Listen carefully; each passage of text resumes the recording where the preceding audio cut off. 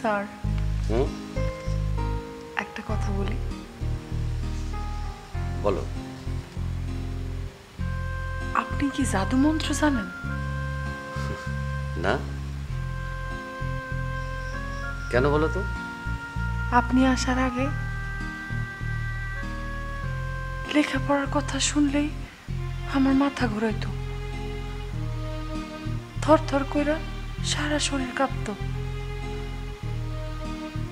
কিন্তু এখন লেখাপড়া না করলে আমার মাথা ঘুরায়, বুকের মধ্যে চিনচিন করে ব্যথা করে, কানের কাছে কে যেন এসে বলে, ও আলতা, লেখাপড়া করো মনোযোগ দিয়া, তা না হলে তো এইবারও ফেল মারবা। এখন আমি বুঝতে পারি ফিস ফিস করে যেই মানুষটা কথা বলে সেই মানুষটা হলেন আপনি।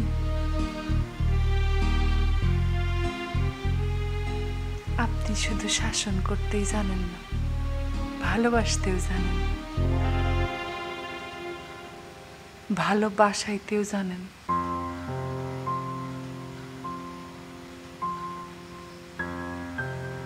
আমার মনের অবসরে আমি মনে হয় আপনারে ভালোবাসা ফেলছি স্যার।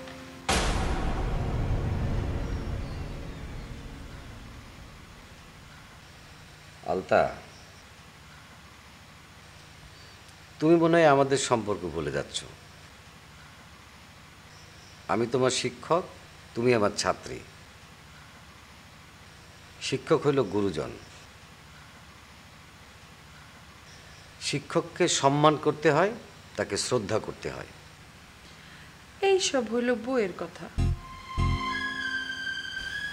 মনের কথা হলো যারে মন দিবা তারই ভালোবাসবা, তার সাথে স্বপ্ন দেখবা, তাইলে সুখী। আলতা বানু, চুপ করো তুমি। এই সমস্ত কথা বাদ দিয়ে মন দিয়ে পড়াশোনা করো। প্রথম দিন তোমাকে বলছি না, ভালোবাসা মানুষকে অন্ধ করে, আর অন্ধ প্রেম জীবনের ক্ষতি করে।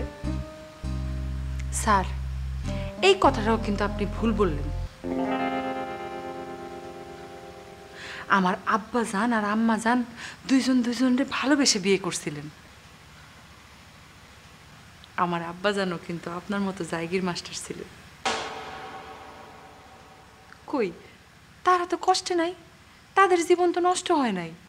আলতা, আমি তোমাকে শেষবারের মতো বলছি, এই সমস্ত বাজে কথা বলবে না, তাহলে কিন্তু আমি তোমাকে শাসন করতে বাধ্য হব।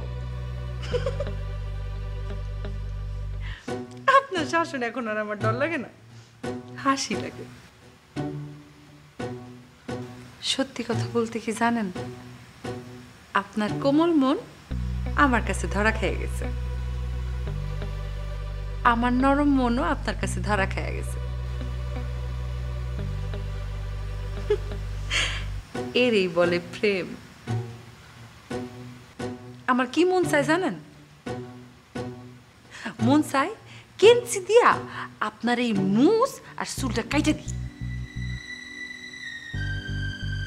আপনার এই মুছ আর চুলই হইল ভয় দেখানোর ভং।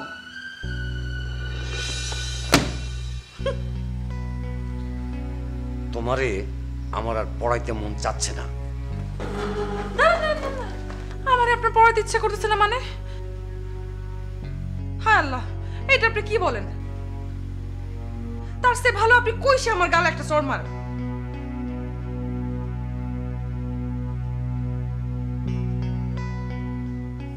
এটা আপনি পারবেন না জানি,